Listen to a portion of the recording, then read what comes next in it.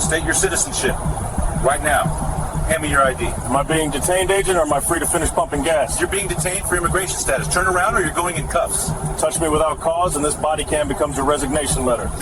The dashcam timestamp read 9:42 a.m. The Arizona sun was already baking the asphalt of the lonely service station off Highway 82, a stretch of road that ran parallel to the border but sat 20 miles north of it. It was hot, dry, and quiet, save for the hum of cicadas and the occasional passing semi-truck.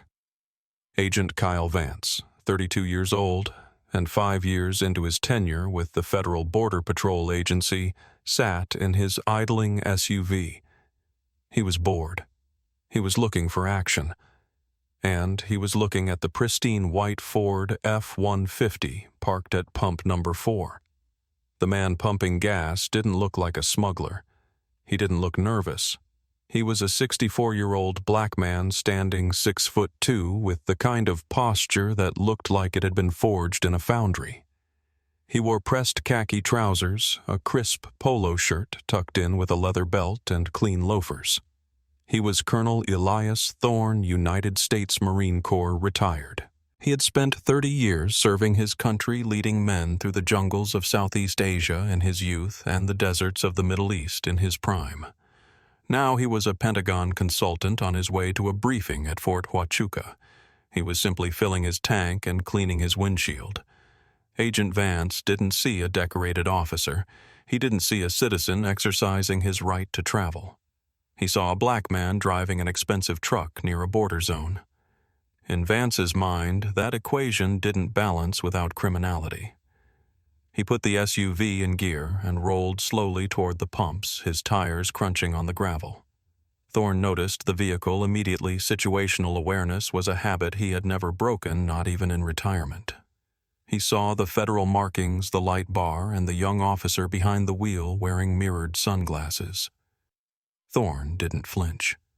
He continued squeegeeing a bug smear off his windshield, his movements deliberate and calm. He had nothing to hide. He had fought for the flag painted on the side of that SUV. Vance pulled up alongside the F-150, blocking Thorne's exit path just slightly, an aggressive tactical maneuver designed to assert dominance before a word was even spoken. Vance rolled down his window.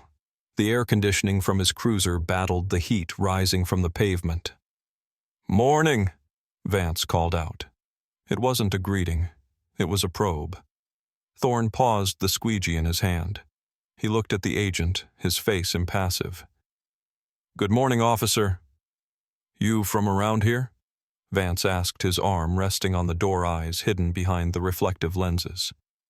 "I am traveling," Thorne said simply. He turned back to his windshield. He knew the game. He knew that consensual encounters were the oldest trick in the law enforcement playbook to bypass the Fourth Amendment. If he engaged voluntarily, he waived his rights. Vance didn't like the dismissal. He opened his door and stepped out. He was fit with a high and tight haircut that looked severe, his hand resting casually near his holster. He adjusted his belt, the leather creaking in the silence of the gas station. "I asked you a question, sir," Vance said, his voice hardening. "State your citizenship." Thorne placed the squeegee back in the bucket of blue water. He wiped his hands on a rag and turned to face the agent fully. He didn't slouch. He stood at a modified parade rest. "Officer, I am pumping gas. I have broken no laws. Unless you have reasonable suspicion that I have committed a crime, I am not required to answer your questions." Vance smirked. It was the smirk of a man who believed his badge granted him omnipotence. "This is a border zone. I don't need reasonable suspicion to ask you your citizenship. Are you a U.S. citizen?" "I am not answering that," Thorne replied, his voice a deep baritone that carried authority. "Am I being detained or am I free to go?" The question hung in the hot air like static electricity. Am I being detained? It was the one question officers like Kyle Vance hated most because it stripped away the ambiguity of the encounter. It forced them to commit to a legal position. Vance took 2 steps closer, entering Thorne's personal space. He was used to people crumbling. He was used to fear. He was used to the yes sir, no sir that came from intimidation. He wasn't used to a 64-year-old man looking at him with the disappointment of a drill instructor reviewing a sloppy recruit. "You're acting nervous." Vance lied. The dash cam was recording and he was already building his narrative. "You're avoiding my questions. That's suspicious behavior. Evasiveness is grounds for detention." "Exercising my constitutional rights is not evasiveness," Thorne corrected him, his voice level. "Supreme Court, Florida versus Bostick. My refusal to cooperate with a consensual encounter cannot be the sole basis for reasonable suspicion. You know this. Or at least you should." Vance's jaw tightened. "Stop playing lawyer. I'm a federal agent. I have broad authority here. I'm asking you for identification. Hand me your driver's license." Thorne shook his head slowly. "No, I am not operating this vehicle on a public roadway at this moment. I am on private property. And you have not articulated a crime. You are profiling me. You saw a man of color in a nice truck, and you decided I didn't belong. That is not police work, son. That is harassment."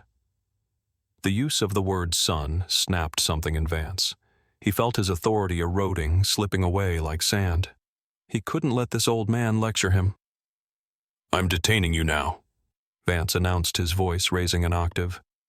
"Investigation of immigration status. You are required to provide proof of citizenship." "Under United States versus Brignoni Ponce," Thorne countered, citing the case law from memory. "Roving patrol stops must be based on specific articulable facts that the vehicle contains illegal aliens. You have no facts. You have a hunch, and a hunch is not probable cause." "Turn around," Vance barked, ignoring the legal citation.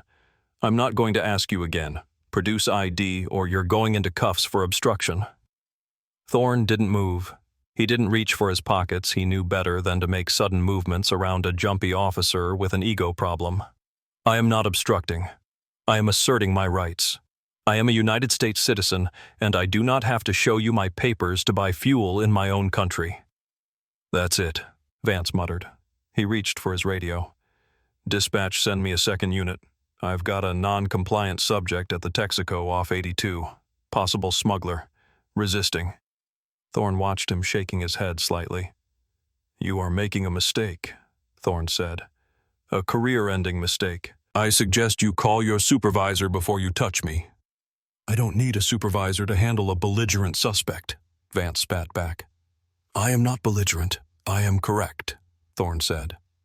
By now the confrontation had drawn attention.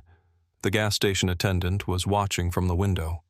A trucker 2 pumps over had stopped cleaning his mirrors, and near the air pump a woman named Martha Higgins, a retired school teacher in her late 60s, had stopped filling her tires. She didn't like the look of the young agent's aggression. She reached into her purse, pulled out her smartphone, and pressed record. Agent Vance noticed the phone immediately. In the corner of his peripheral vision, the glare of the sun off the screen caught his eye. He turned his head sharply, seeing the older woman standing by her sedan phone held high, steady and silent. "Ma'am, back up," Vance shouted, pointing a finger at her. "This is an active investigation. You need to clear the area." Martha Higgins didn't flinch. She had taught high school algebra for 35 years. A shouting young man didn't scare her. "I'm on public property, officer," she called back, her voice shaking slightly but determined.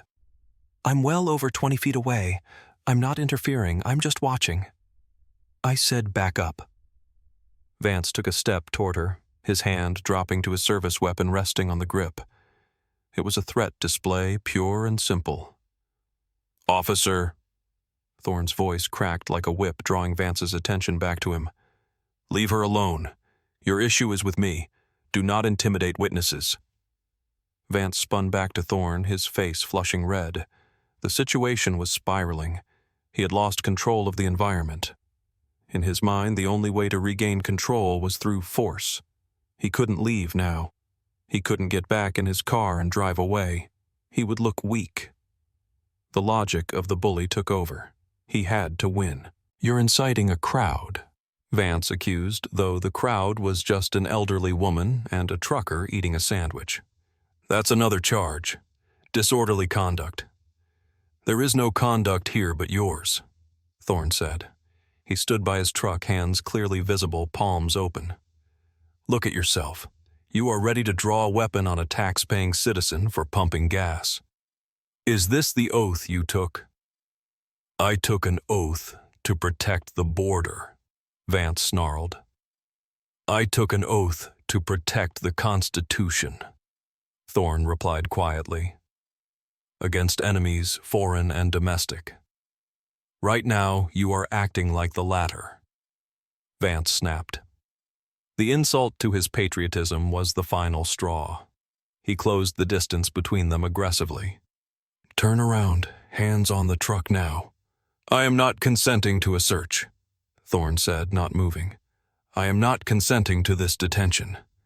I didn't ask for your consent, Vance yelled.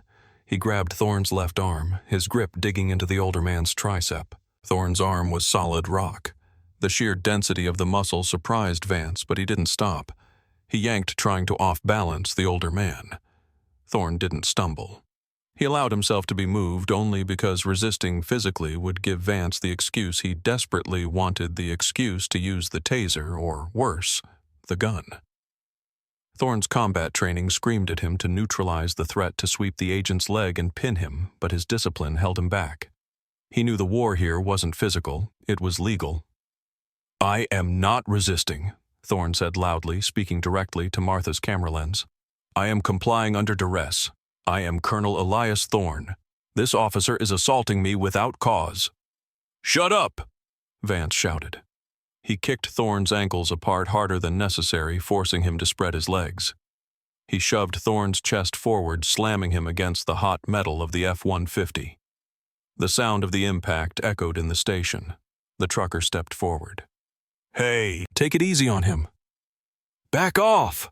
Vance screamed over his shoulder, one hand reaching for his handcuffs.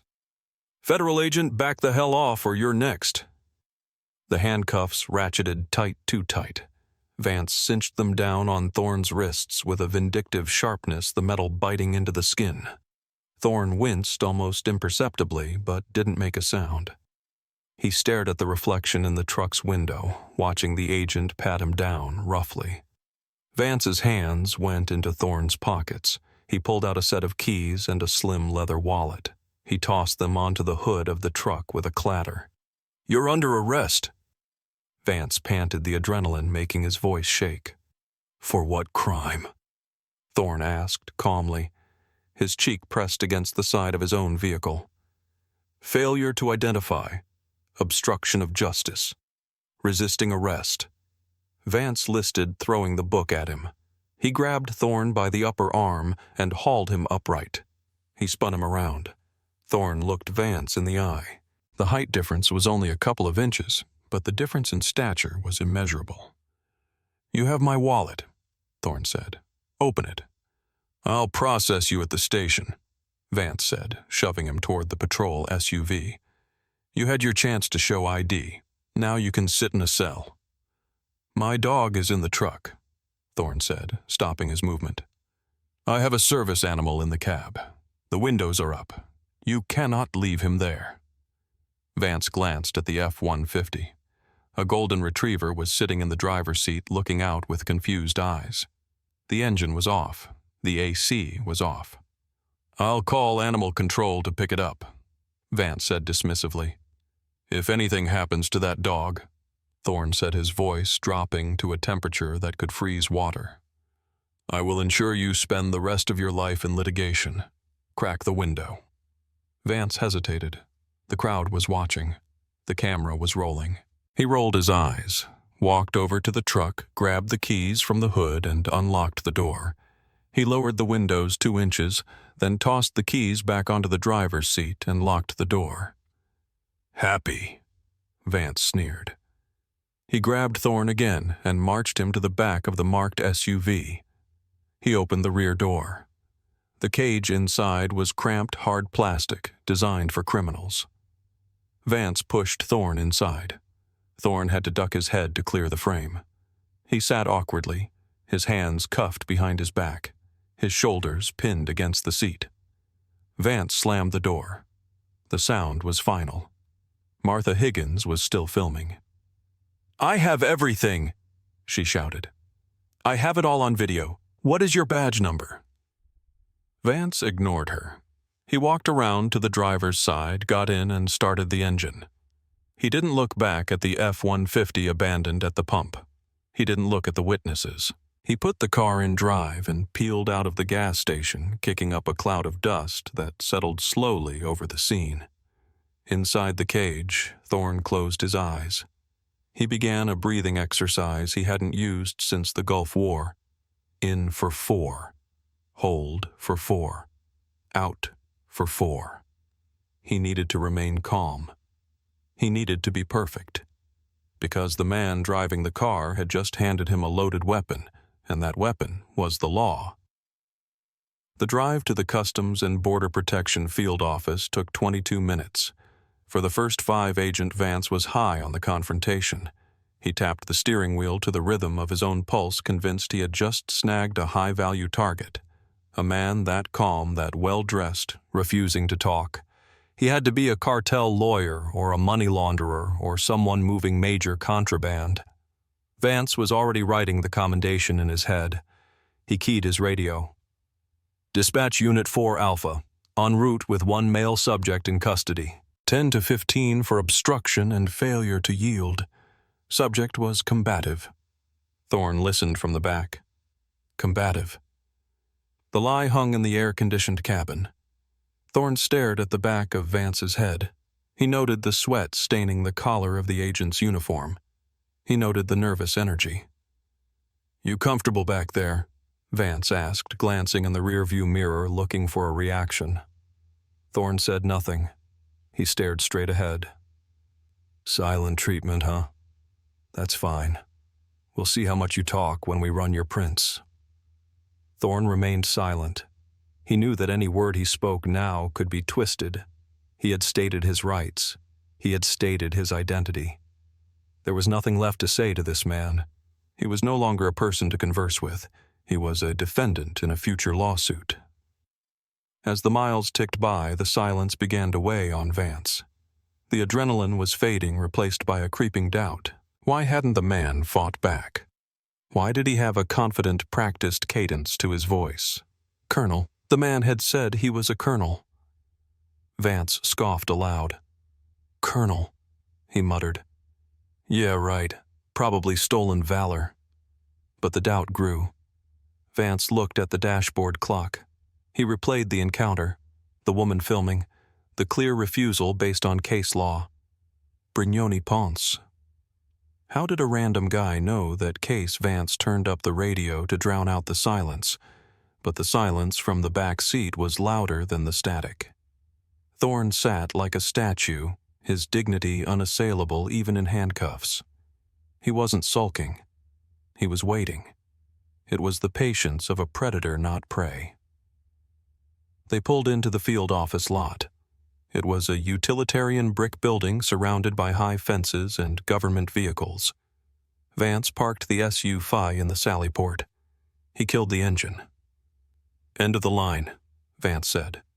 He got out and opened the rear door. He grabbed Thorne's arm to pull him out, but Thorne was already moving, stepping out with as much grace as the handcuffs allowed. Vance marched him toward the intake door, parading him past 2 junior agents who were smoking near the entrance. "Big catch," one of them asked. "Refused to ID," Vance said loudly. "Think we got a runner." Thorne made eye contact with the junior agents. He didn't plead for help. He looked at them with a mixture of pity and sternness. They looked away, uncomfortable. Vance swiped his keycard and buzzed them into the holding area. The air inside was cold, smelling of floor wax and stale coffee. This was the belly of the beast, and Thorne was ready to gut it from the inside out. The holding area was presided over by Watch Commander Thomas Grady. Grady was 55, a career officer with thick gray hair and eyes that had seen every lie ever told on the border. He sat behind a raised desk reviewing paperwork. When Vance walked in with Thorne, Grady looked up. He saw the handcuffs. He saw the polished loafers. He saw the face of the man in custody. Grady frowned. He didn't see a criminal. He saw a man who looked like he should be giving orders, not taking them. "What do we have here, Vance?" Grady asked, his voice gravelly. "Failure to identify," Vance said, unlatching the handcuffs from Thorne's wrists. "Subject was stopped at the Texaco, refused to state citizenship, became belligerent, refused to provide ID." Thorne rubbed his wrists where the red welts were forming. He stood tall, adjusting his polo shirt. "Name?" Grady asked, looking at Thorne. "Colonel Elias Thorne," Thorne said clearly. "USMC retired." Grady paused. His pen hovered over the paper. He looked at Vance. "You arrest a veteran." "He claims he's a veteran." Vance scoffed. "He wouldn't show me ID at the scene. He was obstructing." "I was asserting my Fourth Amendment rights," Thorne corrected, "and I was unlawfully detained and assaulted." Grady stood up. He walked around the desk. "Let's see the property." Vance pulled the plastic evidence bag from his pocket. It contained the wallet and keys he had taken from the hood of the truck. He tossed it onto the counter. Grady opened the bag. He took out the wallet. It was a high-quality leather billfold. He opened it. The first thing he saw was the driver's license. Elias James Thorne. Address McLean, Virginia. The second thing he saw was the blue card. The Department of Defense Uniformed Services Identification Card. Rank Colonel. Status retired. But it was the third card that made the blood drain from Watch Commander Grady's face. It was a white, hard plastic badge with a holographic chip and a red stripe across the top. It was a Pentagon Common Access card, CAC, with a clearance level indicator that Grady hadn't seen in person since he worked a detail for a visiting senator. Tucked behind it was a black diplomatic passport. Grady looked at the cards. Then he looked at Thorne. Then he looked at Vance. "Vance," Grady whispered. "Did you look in this wallet?" "No," Vance said, crossing his arms. "I told him I'd verify his identity here. He wouldn't show it to me there." "You idiot!" Grady hissed. The volume of his voice rose rapidly. "You absolute goddamned idiot!" "What?" Vance stepped back, confused. Grady held up the Pentagon ID. "Do you know who this is? This man has a top-secret clearance. He's a retired 06, and you arrested him for pumping gas." He wouldn't answer my questions," Vance stammered. "He was in a border zone." "He was 20 miles inland," Grady shouted. "And he's a U.S. citizen, a decorated one." Grady turned to Thorne. His entire demeanor changed. The arrogance of the uniform vanished, replaced by the terror of a bureaucrat realizing he was standing in the blast radius of a nuclear error. "Colonel Thorne." Grady said, his hands shaking slightly as he placed the ID cards on the counter with reverence. I need to apologize immediately. There has been a severe misunderstanding." "There is no misunderstanding, Commander," Thorne said coldly. "There is a violation of federal law. There is an assault, and there is a kidnapping. Your agent left my dog in a locked truck in the Arizona heat. If that animal is dead, I will own this building." Grady's eyes widened. He grabbed his radio. "Dispatch, get a unit to the Texaco on 82 now. Secure a white Ford F-150. Check on the welfare of a canine inside. Break the window if you have to move." He turned back to Vance. "Give me your badge." "What?" Vance blinked. "Give me your badge and your weapon. Now." Grady barked. "You are relieved of duty pending investigation. Get out of my sight. Go sit in the break room and don't talk to anyone." Vance stood there stunned. He looked at Thorne. Thorne didn't look back. He was looking at Grady. "I want my phone," Thorne said. "I need to make a call to the Judge Advocate General's office, and then I'm calling my attorney." Thorne was released 20 minutes later. A patrol car had been dispatched to retrieve his truck and his dog, who was thirsty but unharmed. The watch commander offered to drive Thorne back personally, offering water, coffee, lunch, anything to smooth over the incident. Thorne declined the amenities. He accepted the ride in silence. When he arrived at his truck, he checked his dog, poured him water from a bottle in the bed, and then turned to the watch commander. "You have a rogue agent, Commander," Thorne said, "and today he picked the wrong man."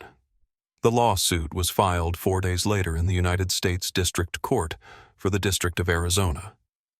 Thorne versus Vance et al. It was a Bivens action alleging violations of the Fourth and First Amendments' false arrest and excessive force. The government's response was predictable. The U.S. Attorney's Office filed a motion to dismiss, claiming qualified immunity. They argued that Agent Vance was operating within the scope of his duties and that the law regarding consensual encounters near the border was not clearly established enough to hold him personally liable. Thorne's lawyer, a shark named Alan Dershowitz, no relation but just as aggressive from Phoenix, fought back. But the real turning point came during discovery. Martha Higgins's video had gone viral. It had 12 million views in 3 days. The image of the young, aggressive white agent spinning the elderly black veteran around became a symbol of overreach. But it was the data that damned them. Thorne's legal team subpoenaed Vance's arrest records for the past 5 years. The pattern was undeniable. Vance stopped Black and Latino men at a rate 400% higher than his peers.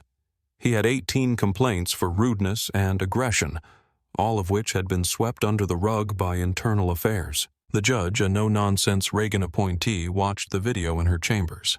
She read the report on Vance's history. She denied the motion for qualified immunity. "The Constitution," she wrote in her opinion, "is not a suggestion. It is a shield, and Agent Vance used his badge as a sword. This case will go to a jury." The government panicked. They offered a settlement, $500,000. Thorne rejected it. They offered $1 million. Thorne rejected it. "It's not about the money," Thorne told his lawyer. "They want to pay me to go away so they don't have to admit they were wrong. I want them to say it in open court. I want a jury of my peers to tell them what the Constitution is worth." The trial lasted 2 weeks. Thorne took the stand. He was calm, articulate, and devastating. He described the humiliation of being handcuffed like a common criminal after spending 30 years defending the very freedom Vance had trampled on. Agent Vance took the stand in his own defense. He came off as arrogant, defensive, and unrepentant. He tried to use police jargon to confuse the jury, talking about tactical positioning and threat assessment. But the cross-examination destroyed him. Thorne's lawyer played the video frame by frame. "Agent Vance," the lawyer asked, pausing the video where Thorne was standing with his hands open, "what threat did the colonel pose at this exact moment?" "He was verbally non-compliant," Vance said. "Is speech a threat, Agent Vance?" "It can be." "In America?" the lawyer asked. "In the country Colonel Thorne fought for, you think speaking is a threat?" Vance had no answer. The federal courtroom was silent.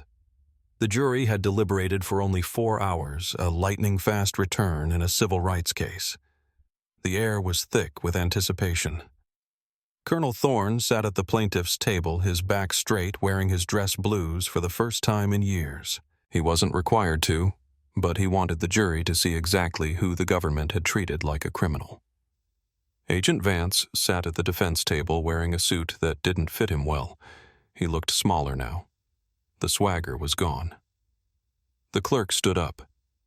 "Has the jury reached a verdict?" "We have, Your Honor," the foreperson said. She was a middle-aged woman from Tucson. She looked directly at Thorne, then at Vance. "In the matter of Thorne versus Vance, on the count of unlawful seizure, we find for the plaintiff. On the count of excessive force, we find for the plaintiff. On the count of false arrest, we find for the plaintiff." Vance closed his eyes. "We award compensatory damages in the amount of $100,000, the foreperson continued. There was a pause. This was the money to cover Thorne's legal fees and distress. It was standard. "And The foreperson took a breath. Finding that the defendant's actions were malicious and in reckless disregard of the plaintiff's constitutional rights, we award punitive damages in the amount of... She looked at the paper, then read the number clearly. $8 million. A gasp went through the courtroom. $8.1 million. It was a staggering sum, a message sent from the citizens of Arizona to the federal government. It was a verdict that said, "We are watching." Vance put his head in his hands. His career was over. He would likely face bankruptcy, and the agency would never protect him from a judgment this size. He was ruined. Thorne didn't smile. He didn't cheer. He simply nodded his head once to the jury, a gesture of respect. Outside the courthouse, the press was waiting. Microphones were shoved in Thorne's face. Colonel, how do you feel? Is this justice?" Thorne stopped. He looked at the cameras. He looked old and tired, but his eyes were fierce. "Justice," Thorne said, his voice capturing the attention of the entire crowd, "would be if I could have pumped my gas in peace. Justice would be if Agent Vance had been trained to respect the people he serves. This," he gestured to the courthouse, "this is accountability, and there is a difference." He walked to his truck, the same white Ford F-150, where his dog was waiting in the back seat. He got in, started the engine, and drove away. He had won the battle. But as he drove down the highway, looking in his rearview mirror, he knew the war wasn't over. There were other Vances out there, and there were other citizens who didn't have his rank, his money, or his knowledge to fight back. The sun sets on the Arizona desert, casting long shadows over the land. It's a beautiful, rugged country. But beauty requires protection, and freedom requires vigilance. Colonel Thorne's story is a reminder that the rights we cherish, the right to be left alone, the right to walk freely, the right to demand a reason before we are shackled, are fragile things. They exist only as long as we are willing to stand up for them. It makes you wonder, doesn't it? If a highly decorated colonel can be dragged away in handcuffs for doing absolutely nothing, what happens to the rest of us? What would you have done if you were in Colonel Thorne's shoes? Would you have shown your ID just to avoid the hassle, or would you have stood your ground for your rights? Let me know in the comments below. I read every single one, and if you believe in holding authority accountable, please like and subscribe. It helps us tell more stories like this.